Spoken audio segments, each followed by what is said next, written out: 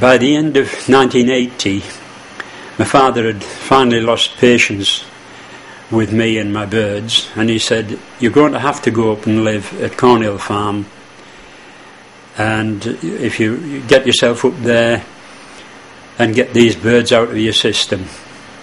So, as you can see in this next picture, we got electricity installed, and the old farmhouse, which was condemned, was going to be too expensive to modernise and would have cost more than a new house. So we decided on the new house, and I could use the old farmhouse as a base for my birds, which was absolutely invaluable. This is a picture in, I think, the autumn of 1981. I built one of the big aviaries behind the old farmhouse, and this is the back of the farmhouse. I had a good variety of birds. From the left there's a yellow-bill, a female great-billed parrot, a couple of blue-fronted Amazons, a triton, yellow-bill, another blue-fronted Amazon, pair of Derbians, and two yellow-billed Amazons, and the Canindi macaw, which I'd just obtained, on the right-hand side. This again is the same large aviary, and you can see the variety of mostly macaws in this particular shot. There's several hyacinths, there's buffon macaws, there's militaries, red-fronted macaws, Canindi and scarlets, all mixed together as I have always done, and flown them in a group. This kept the birds physically with the flying, but also mentally alert and exactly the same as they do in the wild, flying about in groups. This is the summer of 1982. Most of the macaws by this time were in the breeding flights. As you can see on the left, the scarlets, red-fronted macaws and militaries in sight there. And these are the palm cockatoos that I had at that time. There's both Goliaths and Aterimus in that picture. And again, the palm cockatoos in a group like that enabled me to obtain a very compatible pair, which was the pair that bred so well for me in subsequent years. The aviaries there were built out of very cheap materials. Everything was second hand.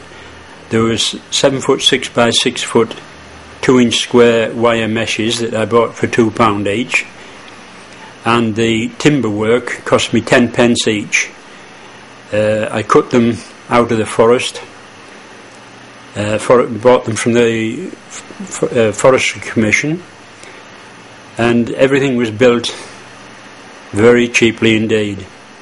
And that flight is 100 feet long by about 40 feet wide, and the birds loved it.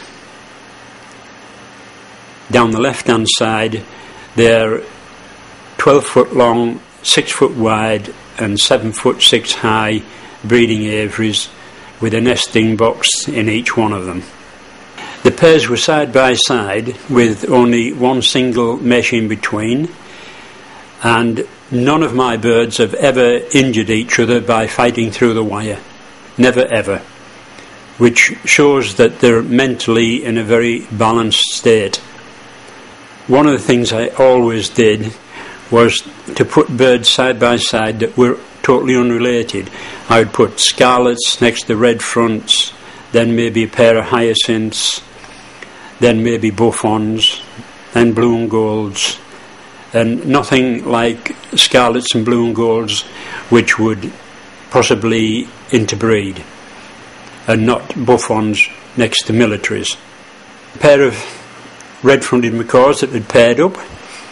There was no surgical sexing in them days. You went by what the birds told you.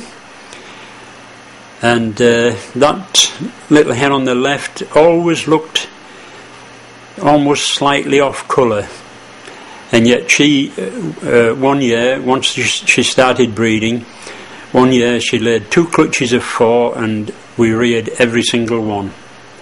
8 in the 1 year off that pair. She was a really good, productive hen.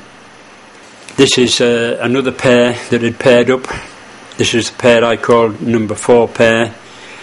And the nest box where they're at there actually isn't their own. That was one that was designed for hyacinths and buffons. But a very nice young pair of red fronts. And in 1983 we were successful for the first time rearing just the one single chick off my number 4 pair. This bird, eventually I sold it to a friend of mine near Munich, and he still breeds off it.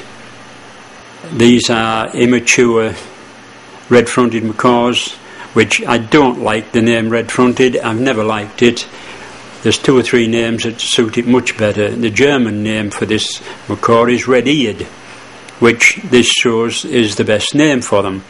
These are the only macaw that have an immature plumage, but they always show the red ear. The French call them red-cheeked, and my favourite name, if I could choose it, is La Fresnaise, which is another French name. I believe the explorer that found them. And this is the first one that we ever bred again. Very steady, very self-confident, and very fit and healthy. Good strong flyer. This bird is a Peruvian military macaw, the most beautiful military I ever had the pleasure of owning. He had quite dark brown, chocolate brown eyes, which is very unusual for militaries, and a beautiful brown throat, very, very similar to the blue cheek patches on a Canindi. That's what this bird was like, and I bred a lot of young from him. This pair of militaries are Mexican militaries. Most people don't realise that there's the 2 subspecies in England.